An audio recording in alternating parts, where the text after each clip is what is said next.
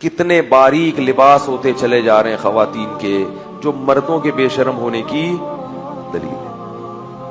اتنے باریک. ایک پٹھان کا واقعہ ہے نا، اس کے پاس ایک خاتون گئی دکان سے کپڑا لینے کے لیے کہ یہ تھوڑا سا مجھے شلوار کا کپڑا چاہیے. اس نے دے دیا. اس نے کہا تھوڑا اور باریک چاہیے. شلوار کا کپڑا کیسا ہے؟ باریک.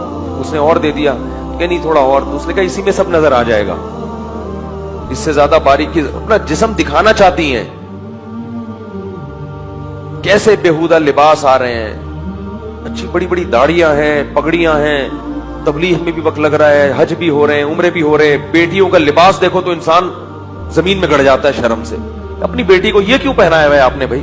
پوری آستین کیوں نہیں پہنا دیتے بچی کو؟ اپنی پورے کپڑے کیوں نہیں پہنا دیتے؟ بچی کو جو آدمی پورے کپڑے نہیں پہنا سکتا وہ جنت میں جانے کے خواب بولو بھائی چھوڑ دے. کچھ بھی کر لو، 100 حج کر لو، 100 عمرے کر لو، الٹے لٹک کے 27ویں رات میں رو رو کے کارپٹ کو بھگو دو. جنت میں یہ دین ہے، مذاق نہیں ہے. قانون کو فالو کرنا پڑے گا. کپڑے تو پورے پہنا دو اللہ کے بندو اپنی بیٹیوں کو. ان کو سمجھاؤ کہ بیگم کپڑے پورے پہنے گی. یہ میرا گھر ہے، تمہارے باپ سے جہیز میں نہیں ملا مجھے. ٹھیک ہے بیگم کو محبت دیں. میں بار بار کہتا ہوں عورت سے محبت کریں، اس کے خرچے اٹھائیں، لیکن اس کو باپ. میں اس لیے کہہ رہا ہوں کہ یہاں اکثر بیویاں رکاوٹ بنتی ہیں. کہتی نہیں ہماری بچی ماڈرن نظر آئے، تھوڑی سی اس ٹانگیں کھلی بھی ہوں اور یہ پہنے ہوں، تھوڑی سی کیا لگے گی ہم پڑھے لکھے لوگ ہیں. پورے کپڑے پہنے گی تو لوگ سمجھیں گے پتہ نہیں کوئی ندی نالے سے اٹھا کے لائے تھے اس کو. غیرت دکھاؤ، غیرت. بعض عورتیں اچھی ہوتی ہیں مردوں کی نسبت، مرد نہیں پہننے دیتا، عورت غیرت دکھاتی ہے. لیکن اکثر یہاں معاملے میں خواتین رکاوٹ ڈالتی ہیں، کیونکہ اللہ نے ہر ایک کو، عورت پہ اللہ نے حیا زیادہ رکھی ہے مگر غیرت اللہ نے مرد میں زیادہ رکھی. اس لیے میں مردوں کو کہہ رہا ہوں کہ تمہاری بیٹی ہے، تم پورے کپڑے کیوں نہیں پہناتے اس کو؟ بازار میں کپڑے ہی شارٹ ہیں لڑکیوں کے پورے. ہم جاتے ہیں نا کبھی اپنی بچیوں کے لیے کپڑے خریدنے، چھوٹی بچیوں کی فل آستین کے کپڑے ہی نہیں مل رہے ہوتے. میں کہتا ہوں یار کوئی دنیا میں کیا نمازی لوگ ختم ہو گئے ہیں؟ فل آستین کے کپڑے نہیں ملتے، اتنی مصیبت ہو جاتی ہے. اور یہی حال مکہ مدینہ کا بھی ہے. سعودی عرب سے ہمارے ایک دوست ہماری بھتیجی کے لیے کچھ کپڑے لے گفٹ میں لانا چاہتے تھے. کہتے ہیں پوری مارکیٹیں تلاش کر لی، کوئی شلوار قمیض نہیں ملی. مکہ مدینہ میں پینٹیں بک رہی ہیں لڑکیوں کے لیے، پتلونیں بک رہی ہیں. عربوں کا کلچر واٹ لگ گئی ہے، اس کلچر کو فالو مت کرو.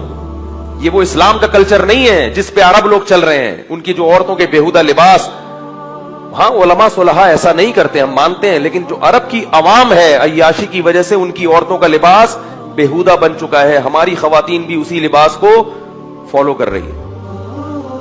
تو میرے بھائی جنت میں جانے کے خواب بولو بھائی.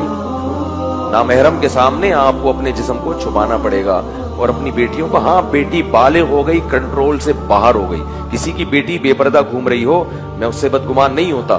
ہو سکتا ہے کہ باپ نے محنت کی ہو اور بیٹی نے اس کو قبول نہ کیا ہو، باغی ہو گئی ہو، باغی بھی ہو جاتی ہیں. لیکن نابالغ بچی بہرحال آپ کے کنٹرول میں، جب تک 13 سال کی ہے تو اس وقت تک تو آپ کے کنٹرول میں ہے نا وہ. پھر بھی اگر میرے بھائی آپ کے کنٹرول میں نہیں ہے اور آپ کہتے ہیں میں بیگم کے سامنے عاجز ہوں، تو ایسا کرو کہ آپ چوڑیاں پہن کے بیگم بن جاؤ اور بیگم کو کیا کر دو؟ شوہر کا خطاب دے دو. کیونکہ آپ کما کما کے کھلا بھی رہے ہو اور اتنی بھی نہیں گھر میں چلا سکتے کہ اپنی بچوں کو آپ دوپٹہ اڑوا دو. تو آپ کو بیگم ہونا چاہیے. شناختی کارڈ میں نام چینج کروا لو اس کا، پہلے اپنا بولو بھائی بات. اور جب وہ مرے تو 4 مہینے 10 دن کی عدت گزارے آپ اور اپنے نام کے ساتھ بیوہ لگا دیں. تو یہ کیا بات ہے؟ آدھا آدمی آدھا عورت. تو پھر پورے بنو، ایک طرف ہو جاؤ. یہ درمیان والی چیز صحیح